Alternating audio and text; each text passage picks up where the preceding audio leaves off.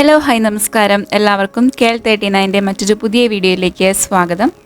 നമ്മളിപ്പോൾ ഉള്ളത് ഗുജറാത്തിലെ ദേവാലിയ പാർക്കിലാണ്. ഗുജറാത്തിലെ തലാലയിലാണ് ദേവാലിയ സഫാരി പാർക്ക് സ്ഥിതി ചെയ്യുന്നത്.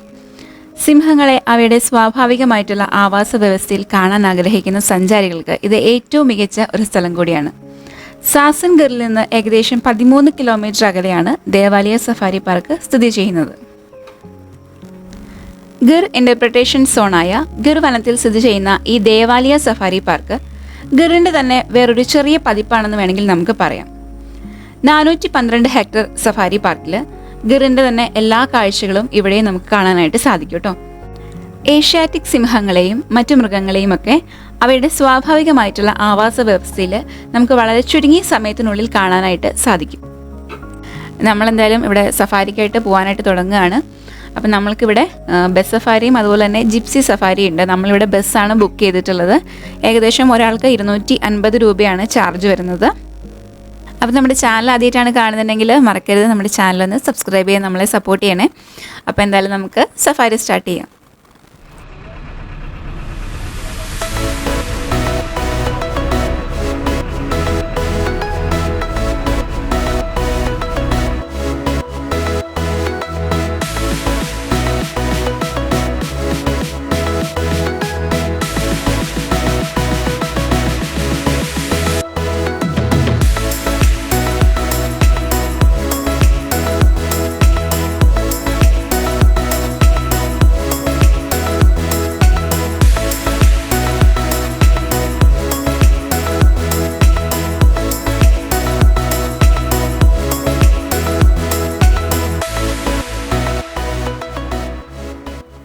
ഫ്രണ്ട്സ്, അപ്പോൾ നമുക്ക് ആദ്യത്തെ സൈറ്റിംഗ് കിട്ടിയിരിക്കുന്നത് ഒരു നീൽഗയുടേതാണ്. ഇതൊരു ഫീമെയിൽ നീൽഗയാണ്.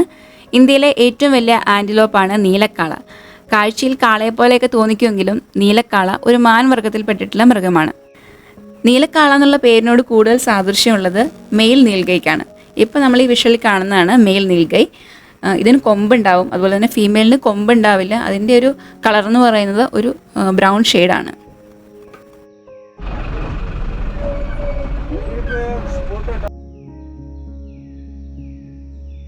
ഫ്രണ്ട്സ്, അപ്പം അടുത്തൊരു കാഴ്ച എന്ന് പറയുന്നത് കുറച്ചധികം കഴുകന്മാരുടെ ഒരു കിടിലൻ വിഷ്വലാണ്. മനുഷ്യർക്ക് ഏറ്റവും നല്ലൊരു സുഹൃത്താണ് കഴുകന്മാർ എന്ന് വേണമെങ്കിൽ പറയാം. പ്രകൃതിയിൽ നാം പോലും അറിയാതെ വലിയ സേവനമാണ് ഈ കഴുകന്മാർ ചെയ്യുന്നത്.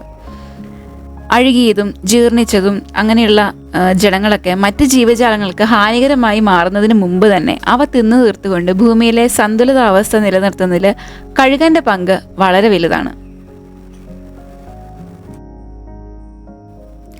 എന്നാൽ ഇന്ന് അതീവ വംശനാശ ഭീഷണി നേരിടുന്നതും അതുപോലെ തന്നെ റെഡ് ഡേറ്റ ബുക്കിൽ ഇടം പിടിച്ചിട്ടുള്ളതുമായിട്ടുള്ളൊരു പക്ഷിയാണ് കഴുകന്മാർ. ഈ കഴുകന്മാരുടെ വംശനാശ ഭീഷണിക്കുള്ള മെയിൻ കാരണം എന്ന് പറയുന്നത് മൃഗങ്ങൾക്കും അതുപോലെ തന്നെ മനുഷ്യരിലുമൊക്കെ രോഗചികിത്സയ്ക്കായിട്ട് ഉപയോഗിക്കുന്ന ഡൈക്ലോഫിനാക്കാണ് ഈ ഒരു വംശനാശത്തിൻ്റെ പ്രധാനമായിട്ടുള്ള കാരണം. അപ്പോൾ ഇത് അടുത്തതായിട്ട് നമുക്ക് സൈറ്റിംഗ് കിട്ടിയിരിക്കുന്നത് ഗ്രേറ്റർ സ്പോട്ടഡ് ഈഗിളിനെയാണ്.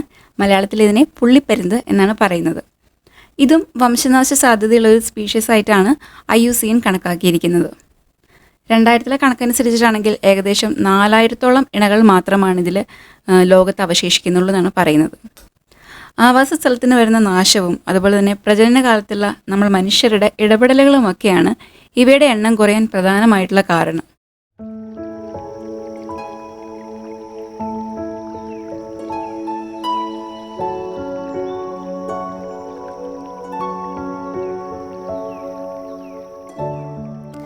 അടുത്തതാണ് ടോണി ഈഗിൾ.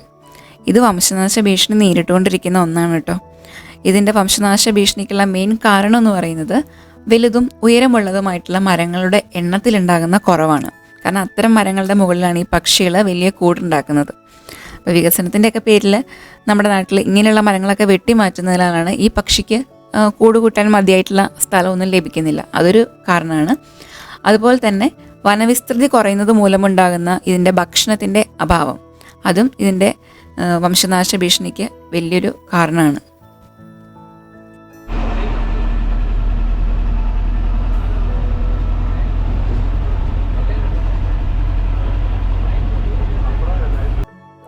അപ്പോൾ അടുത്ത സൈറ്റിംഗ് കിട്ടിയിരിക്കുന്നത് ഗോൾഡൻ ജാക്കൽ അല്ലെങ്കിൽ ഇന്ത്യൻ ജാക്കൽ എന്നൊക്കെ പറയുന്ന നമ്മുടെ നായവർഗത്തിൽപ്പെട്ടിട്ടുള്ള കുറുനരിയാണ്. പണ്ട് കാലങ്ങളിൽ കൂടുതലായിട്ട് നമ്മുടെ കേരളത്തിലൊക്കെ കണ്ടുവന്നുകൊണ്ടിരുന്ന ഒന്നാണല്ലോ ഇത്. ഇപ്പം അങ്ങനെ അധികം കാണാറില്ല. അതുപോലെ തന്നെ നമുക്ക് പലപ്പോഴും കുറുക്കന്മാരെയും അതുപോലെ തന്നെ കുറുനരികളെയും നമുക്ക് മാറിപ്പോവാറുണ്ടല്ലേ. കാര്യം രണ്ടും ഒരേ കുടുംബക്കാരൊക്കെ ആണെന്നുണ്ടെങ്കിലും വ്യത്യസ്തമായിട്ടുള്ള ജൻസുകളാണ്. കുറുക്കൻ വലിപ്പവും നീളവും കുറഞ്ഞിട്ടുള്ള ജീവിയാണ്. അതുപോലെ തന്നെ കുറുനരികൾക്ക് നായയുടെ അത്ര വലിപ്പം ഉണ്ടാകും. അതുപോലെ തന്നെ നീണ്ട ശരീരപ്രകൃതമാണ് നമ്മുടെ കുറുനരികളുടേത്. അപ്പോൾ ഇതാ നമ്മൾ കുറുനരിയുടെ കാഴ്ചകളും വിശേഷങ്ങളും ഒക്കെ അറിഞ്ഞതിന് ശേഷം നമ്മൾ വീണ്ടും യാത്ര ഇങ്ങനെ തുടരുകയാണ്.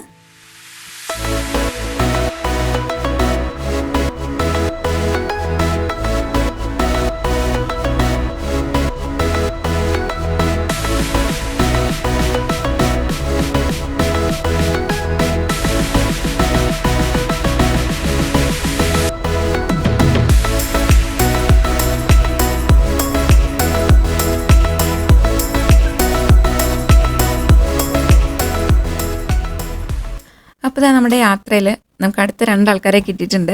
ഇതിന് വോളി നെക്ഡ് സ്റ്റോക്ക് എന്നാണ് പറയുക. മലയാളത്തിൽ കരിങ്കൊക്ക് അല്ലെങ്കിൽ കരുവാരക്കുരു, ഭയങ്കര വ്യത്യസ്തമായിട്ടുള്ള പേരുകളൊക്കെയാണ് അല്ലേ. അതുപോലെ തന്നെ കന്യാസ്ത്രീക്കൊക്ക് എന്നൊക്കെ ഇതിനെ അറിയപ്പെടാറുണ്ട്. അപ്പോൾ ഇത് അടുത്ത 2 പേരെയും കൂടെ കിട്ടിയിട്ടുണ്ട്. റെഡ് വാട്ടറിൽ ലാപ്പിംഗ് എന്നാണ് ഇതിനെ പറയുക. പണ്ട് നമ്മുടെ നാട്ടിൻപ്രദേശങ്ങളിലൊക്കെ കണ്ടുവന്നിരുന്നൊരു പക്ഷി തന്നെയാണ്. അത് അതിൻ്റെ ശരീരത്തിന് യോജിക്കാത്ത രീതിയിലുള്ള വലിയ നീണ്ട കാലുകളുള്ള ഒരു പക്ഷിയാണ്. നമ്മുടെ നാട്ടിൻപുറങ്ങളിലൊക്കെ ഇതിനെ ചെങ്കണ്ണി തിത്തിരി എന്നാണ് വിളിക്കുക. ഭയങ്കര വെറൈറ്റി പേരുകളാണല്ലേ. അതുപോലെ തന്നെ പറമ്പത്തയ്യൻ, വരമ്പത്തയ്യൻ എന്നുള്ള കുറേയധികം പേരുകളും കൂടി ഇതിനുണ്ട്.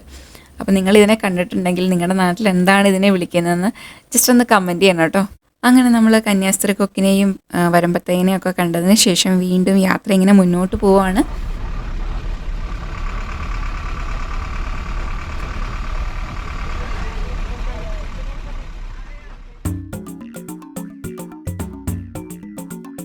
അപ്പോൾ ഇതാ ഈ ഒരു സഫാരിയിൽ നമ്മൾ ഏറ്റവും കൂടുതൽ കാണാൻ വെയിറ്റ് ചെയ്തിരുന്ന ആൾക്കാരാണ് ദേ കിടന്നുറങ്ങുന്നത് കേട്ടോ. സിംഹങ്ങൾ നീണ്ട ഉറക്കത്തിന് പേര് കേട്ടുള്ളവരാണ്. അവർ കൂടുതൽ സമയവും ഉറങ്ങാനായിട്ടാണ് ചെലവഴിക്കുക. ശരാശരി അവർ പ്രതിദിനം ഒരു 16 മുതൽ 20 മണിക്കൂർ വരെ ഉറങ്ങുന്നു എന്നാണ് കണക്കുകൾ പറയുക. എന്തായാലും അവർ നല്ല ഉറക്കമാണ്. നമ്മൾ കുറേ നേരം വെയിറ്റ് ചെയ്തു കേട്ടോ, എണീക്കുമോ എന്നറിയാൻ വേണ്ടിയിട്ട്. ജസ്റ്റ് ഒന്ന് എഴുന്നേറ്റിരുന്നതേ ഉള്ളൂ. കൂടുതൽ മൂമെൻറ്റ്സ് ഒന്നും കിട്ടിയില്ല. എന്തായാലും ഇവയെ കാണാൻ വേണ്ടിയിട്ടുള്ളൊരു ഭാഗ്യം നമുക്കുണ്ടായി. അപ്പോൾ എന്തായാലും സിംഹത്തിനൊക്കെ കണ്ടതിന് ശേഷം നമ്മുടെ യാത്ര, നമ്മുടെ സഫാരി മുന്നോട്ട് പോയിക്കൊണ്ടിരിക്കുകയാണ്.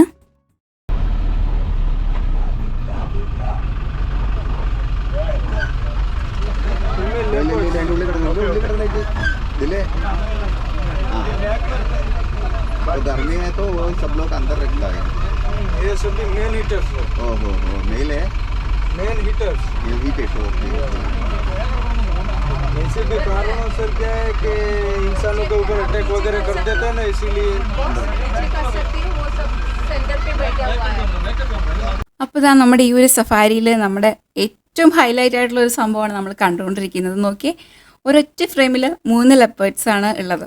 ഭയങ്കര ഗാംഭീര്യമായിട്ടുള്ള അരിയിരിപ്പും ഒക്കെ കാണാൻ നല്ലൊരു ഭംഗിയാണല്ലേ. പക്ഷെ കാണുന്നത് പോലെ അത്ര നല്ല ആൾക്കാരൊന്നും അല്ല ഇവർ. കാരണം ഇവർ നരഭോജികളായിട്ടുള്ള പുള്ളിപ്പുലികളാണ് കേട്ടോ. എന്തായാലും ഇവർക്ക് നാച്ചുറലി ഹണ്ട് ചെയ്ത് പിടിക്കാനുള്ള ഓപ്ഷനൊന്നും ഇല്ല. ഇപ്പോൾ ഇവരെ ഒരു ട്രെഞ്ച് പോലെയുള്ള സ്ഥലത്ത് എല്ലാവരെയും കൂടെ ഒരുമിച്ചിട്ടിരിക്കുകയാണ്. അപ്പോൾ എന്തായാലും ഭയങ്കര ഡേഞ്ചറസ് ആയിട്ടുള്ള എല്ലാ പുള്ളിപ്പുലികളും ഈ ഒരു ലൊക്കേഷനിലുണ്ട്. എന്തായാലും ഇതൊരു വെറൈറ്റി കാഴ്ച തന്നെയാണ് കേട്ടോ നമ്മുടെ ഈ ഒരു സഫാരിയിൽ.